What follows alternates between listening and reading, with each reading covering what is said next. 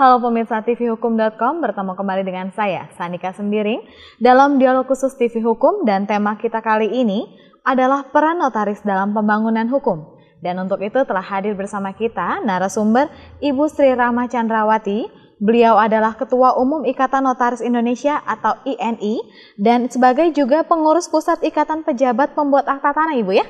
Iya, baik Ibu, apa kabar Ibu? Baik, iya. Ibu, seperti yang kita ketahui bahwa salah satu prinsip negara hukum adalah adanya perlindungan terhadap warga negaranya, Ibu. Dan di sini peran notaris ini sangat penting, Bu, karena mereka lah yang mengeluarkan akta otentik tentang lalu lintas hukum di masyarakat. Dan yang ingin saya tanyakan, Ibu, seberapa pentingkah notaris ini, Bu, dalam kehidupan masyarakat seperti itu?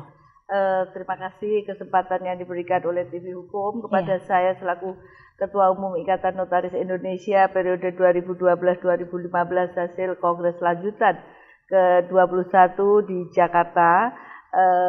Selamat pagi, siang, dan malam para pemirsa yang ada di seluruh Indonesia, bahwa kita selaku notaris ini adalah pejabat umum yang diangkat dan diberhentikan oleh Kementerian Hukum dan Hak Asasi Manusia.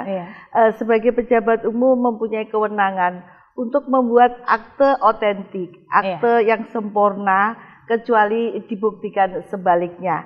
Dan untuk itu mempunyai peran yang sangat penting karena kita harus memberikan suatu kepastian hukum baik kepada orang-orang atau masyarakat yang menggunakan jasa kita maupun untuk kehidupan berbisnis dan juga untuk investor-investor di seluruh Indonesia, karena seperti PT, badan hukum ataupun juga perseroan terbatas dan yayasan semuanya juga menggunakan jasa dari notaris.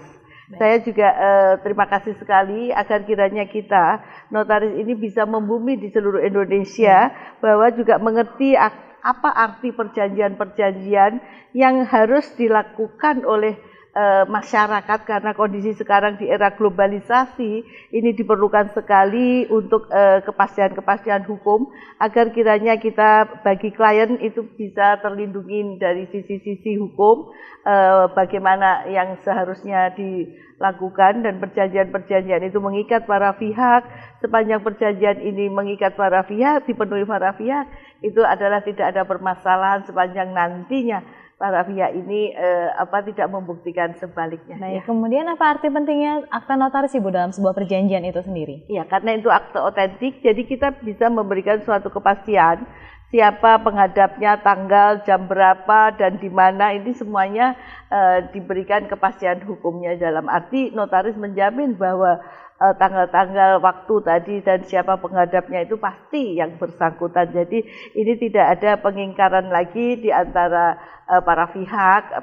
Bisa mengingkari itu apabila dibuktikan dari sebaliknya, dalam hal ini ke pengadilan negeri. Jadi kita selaku notaris memberikan suatu jaminan bahwa secara formal semuanya ini terlindunginya. Baik, ya Ibu dapat jelaskan salah satu contoh, Ibu, ya, jika ada hukumnya jika kalau dalam suatu pembuktian ini tanpa akta notaris otentik, Ibu, seperti itu? Ya, kalau itu kan akte di bawah tangan ya, sepanjang para pihak itu membenarkan bahwa itu akte yang dibuat di antara mereka, ya monggo. Tapi kalau tidak kalau tidak ada ya bisa diingkarin kan dari yang bersangkutan ya.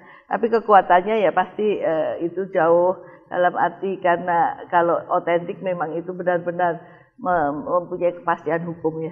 Baik, dan menurut Ibu sendiri seberapa pahami sih masyarakat Indonesia ini akan adanya notaris, Ibu, di masyarakat seperti itu?